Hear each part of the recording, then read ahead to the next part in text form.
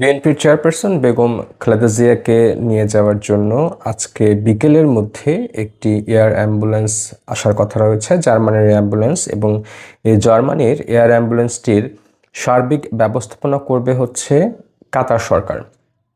আপনারা জানেন যে এর আগে একটি এয়ার অ্যাম্বুলেন্স আসার কথা ছিল এবং সেটি যান্ত্রিক ত্রুটির কারণে কিছুটা বিলম্ব করছিল। তবে আজকে বিকেল 5টা নাগাদ এই এয়ার অ্যাম্বুলেন্সটি ঢাকায় অবতরণ করবে বলে আমরা বিভিন্ন সংবাদ মাধ্যম এবং বিএনপির বিভিন্ন সোর্সে জেনেছি। আপনারা জানেন যে খুব সংকটাপন্ন অবস্থায় রয়েছেন বিএনপির চেয়ারপারসন এবং সাবেক 3বারের বাংলাদেশের প্রধানমন্ত্রী বেগম খালেদা জিয়া, এবং গতকালকেই তার পুত্রবধূ জুবাইদা রহমান তিনি ঢাকায় এসেছেন এবং এসেই তখনই একবার দেখতে গিয়েছেন এবং সন্ধ্যায় আরেকবার দেখতে গিয়েছেন। আমরা সে খবরটাও জানি এবং তারেক রহমানের যে আসার বিষয়টা আমরা বিভিন্ন যোগাযোগ মাধ্যমে দেখছিলাম। তবে এখন পর্যন্ত কিন্তু এটা আসলে কনফার্ম না যে তারেক রহমান তিনি দেশে আসবেন কিনা।